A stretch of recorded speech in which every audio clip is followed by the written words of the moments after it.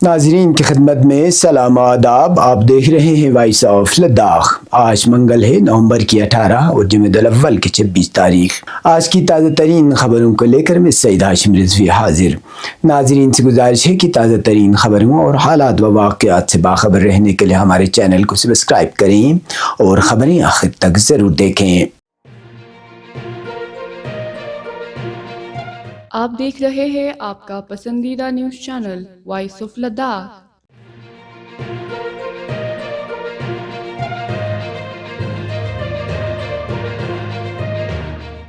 معتبر ذرائع کے مطابق لداخ کے سیاسی مستقبل کے حوالے سے ایک اہم پیش رفت سامنے آئی ہے. کرگل ڈیموکریٹک الائنس اور اپیکس باڈی لیہ نے حالیہ دنوں میں مشترکہ طور پر ایک جامع ڈرافٹ مسودہ تیار کر کے مرکزی وزارت داخلہ کو پیش کیا ہے، جس میں لداخ کو ریاستی درجہ دینے اور آئین ہند کے چھٹے شیڈول کے تحت خصوصی تحفظات فراہم کرنے کا باقاعدہ مطالبہ شامل ہے. لیڈران کا کہنا ہے کہ 2019 میں لداخ کو جموں و کشمیر سے الگ کر کے یوٹی کا درجہ دینے کے بعد مقامی شناخت، زمین کے حقوق، آبادی کے توازن، ثقافت اور ماحولیات کو سنگین خطرات لاحق ہوئے ہیں. ان کے مطابق ریاستی درجہ اور چھٹا شیڈول ہی لداخ کی شناخت اور حقوق کے مؤثر تحفظ کی ضمانت بن سکتے ہیں. قابل ذکر ہے کہ 22 اکتوبر کو وزارت داخلہ اور لداخ قائدین کے درمیان منعقدہ ایک اہم میٹنگ میں یہ فیصلہ کیا گیا تھا کہ دونوں فریق لداخ کو بنیادی مطالبات پر اپنے اپنے مسودے پیش کریں گے، جن کا جائزہ لے کر مستقبل کی حکمت عملی طے کی جائے گی.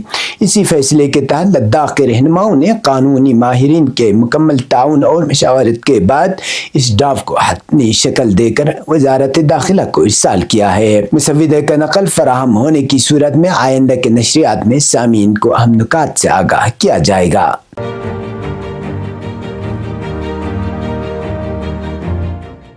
لداخ پہاڑی ترقیاتی کونسل کرگل میں نامزد کونسلر کی تقرری کے بعد سیاسی معاملات میں نئی ہلچل پیدا ہو گئی ہے. ایک جانب نیشنل کانفرنس اور کانگریس نے خواتین کی مخصوص نشست پر ایک مرد امیدوار کو نامزد کیے جانے پر سخت اعتراض جتایا ہے، وہیں دوسری طرف بی جے پی کو ہی اندرونی اختلافات کا سامنا کرنا پڑ رہا ہے. ذرائع کے مطابق سب ڈویژن سانکو کے اہم اور وسیع آبادی والے علاقوں ٹی ایس جی سانکو، برسو اور تیسرو بلاک سے وابستہ بی جے پی کے متعدد عہدیداروں اور کارکنوں نے اجتماعی طور پر اپنے عہدوں سے استعفیٰ دے دیا ہے. مستعفی کارکنان کا کہنا ہے کہ کونسلر کی نامزدگی کے عمل میں پارٹی قیادت نے ان علاقوں کے کارکنان کو اعتماد میں نہیں لیا، جس سے ان کے جذبات کو ٹھیس پہنچی ہے. مستعفی کارکنان نے الزام لگایا کہ پارٹی نے علاقے کے اہم مطالبات کو مسلسل نظر انداز کیا ہے اور ان پر کوئی سنجیدہ قدم نہیں اٹھایا. ان کے مطابق سب ڈویژن سانکو کو ضلع کا درجہ دینے اور سانکو کو مکمل ڈگری کالج کے قیام کا مطالبہ عرصے دراز سے زیر التوا ہے.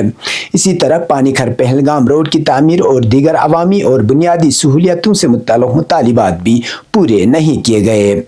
بی جے پی کارکنان نے واضح کیا کہ جب تک ان مطالبات کو تسلیم نہیں کیے جاتے وہ اپنے استعفیٰ واپس لینے کا کوئی فیصلہ نہیں کریں گے. نیشنل کانفرنس اور کانگریس کا موقف ہے کہ نامزد کونسلر کی نشست خواتین کے لیے مخصوص تھی، جس کی خلاف ورزی کرتے ہوئے ایک مرد امیدوار کی تقرری کی گئی. اس فیصلے کو دونوں جماعتوں نے جمہوری اقدار اور ہل کونسل ایکٹ کی سنگین خلاف ورزی قرار دیا ہے. اس حالیہ پیش رفت نے کرگل کی سیاست میں واضح طور پر تناؤ کو بڑھا دیا اور ماہرین کے مطابق اگر مطالبات پر توجہ نہ دی گئی تو آنے والے دنوں میں مزید سیاسی کشیدگی جنم لے سکتی ہے.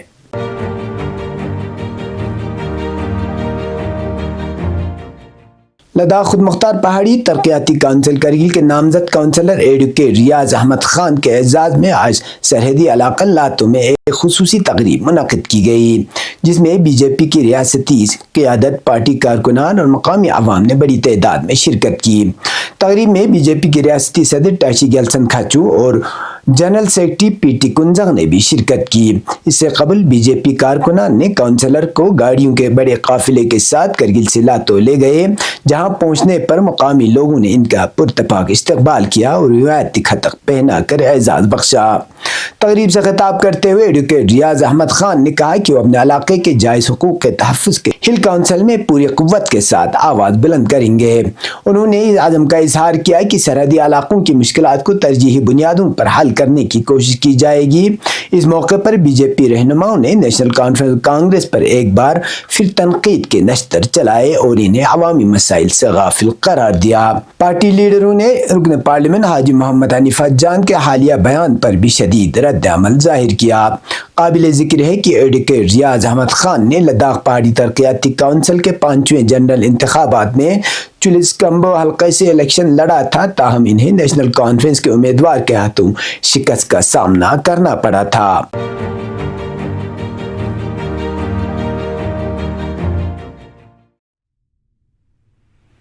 بسم اللہ الرحمن الرحیم۔ جموں کشمیر و لداخ کا سب سے شاندار پرائیویٹ ہاسٹل، جہاں کا ہاسٹل کمپلیکس شاہ راہ سے صرف 500 میٹر دور ہرے بھرے ماحول میں 7 کنال رقبہ موجود ہیں، جہاں پر ٹھہرے ہوئے بچے شہر جموں کے بہترین پرائیویٹ ادارے مثلاً don't international school, Khuda Bakhsh public school, J P World school, S P smart public school اور مائر اسکول وغیرہ میں ایڈمیشن لے سکتے ہیں۔ لہٰذا والدین سے گزارش ہے متحری ایجوکیشنل سوسائٹی کے وساطات سے چلائے جانے والے اس بہترین ہاسٹل میں اپنے عزیز بچوں کو 5ویں کلاس سے لے کے 8ویں کلاس میں داخلہ دے کر ہمیں خدمت کرنے کا موقع دیں۔ مزید تفصیل اور ایڈمیشن پروسیس کے لیے MES آفس امام خمینی ٹاور کارگل یا مندرجہ ذیل ٹیلی فون نمبر پر رابطہ قائم کر سکتے ہیں۔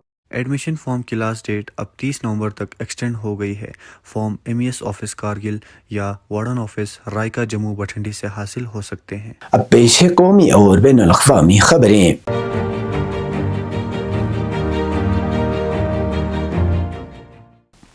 جموں کشمیر کے وزیر اعلیٰ عمر عبداللہ نے منگل کو نوگام پولیس اسٹیشن میں حادثاتی دھماکے میں ہوئے زخمی افراد کی عیادت کی۔ سری نگر کے ایک نجی اسپتال میں زیر علاج زخمیوں کو فراہم کیے جا رہے علاج معالجے پر اطمینان کا اظہار کرتے ہوئے وزیر اعلیٰ نے کہا کہ اس بلاسٹ کی تحقیقات شروع ہو گئی ہے اور امید ہے کہ لوگوں کو جلد جواب ملے گا۔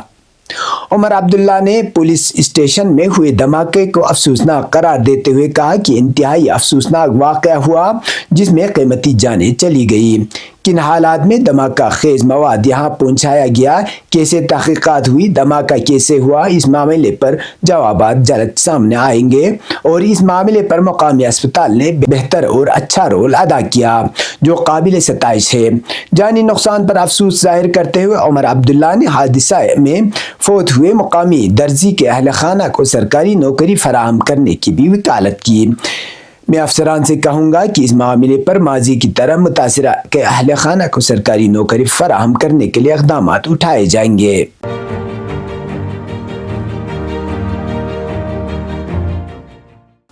نیو یارک میں اقوام متحدہ کی سلامتی کونسل کا اجلاس پیر کی شب منعقد ہوا، جس میں امریکہ اور روس کی جانب سے غزہ کے بارے میں 2 مسودہ قراردادوں پر بحث کی گئی۔ اس اجلاس میں غزہ کے بارے میں سلامتی کونسل کی قرارداد 13 ووٹوں سے منظوری کی گئی۔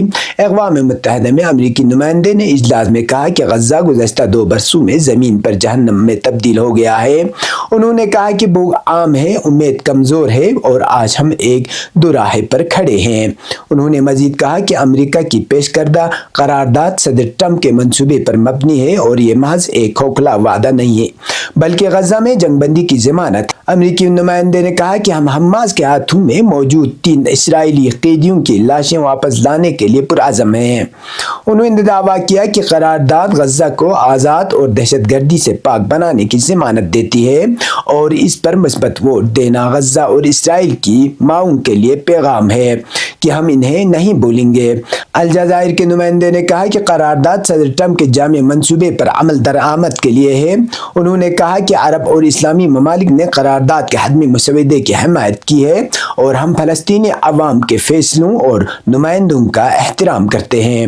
انہوں نے مزید کہا کہ قرارداد اقوام متحدہ کے اس یقین کی عکاسی کرتی ہے کہ فلسطین اور اسرائیل کے تنازع کا حل ممکن ہے اور یہ الحاق، قبضے اور جبری ہجرت کی مخالفت کرتی ہے۔ الجزائری نمائندے نے زور دیا کہ اب وقت ہے کہ عالمی برادری غزہ کی تعمیر نو میں مدد کرے۔ روسی نمائندے نے کہا کہ ہم اس قرارداد کی آسانی سے حمایت نہیں کر سکتے کیونکہ یہ 2 ریاستی حل کے فریم ورک سے مطابقت نہیں رکھتی۔ انہوں نے کہا کہ قرارداد قرارداد میں غزہ کی انتظامیہ کو فلسطینی اتھارٹی کے حوالے کرنے کا وقت کا کوئی واضح خاکہ نہیں ہے اور یہ غزہ کو مغربی کنارے سے الگ کر سکتی ہے۔ چینی نمائندے نے کہا کہ قرارداد غیر شفاف ہے اور اس میں فلسطین کی خود مختاری اور ملکیت کو پوری طرح شامل نہیں کیا گیا۔ انہوں نے کہا کہ یہ قرارداد دو ریاستی حل کے لیے بین الاقوامی اجماع کو کمزور کرتی ہے۔ برطانوی نمائندے نے کہا کہ ہم نے قرارداد کو مثبت ووٹ دیا کیونکہ یہ امن منصوبے کے نفاذ کے لیے ایک اہم مرحلہ ہے۔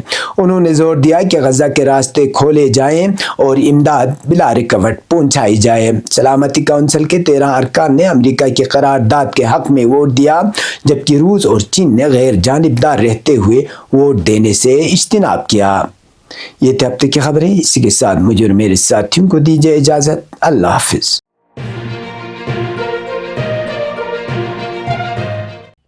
مقامی، قومی اور بین الاقوامی خبروں سے باخبر رہنے کے لیے چینل کو لائک، شیئر اور سبسکرائب کریں، ساتھ ہی بیل آئیکن دبانا نہ بھولیں۔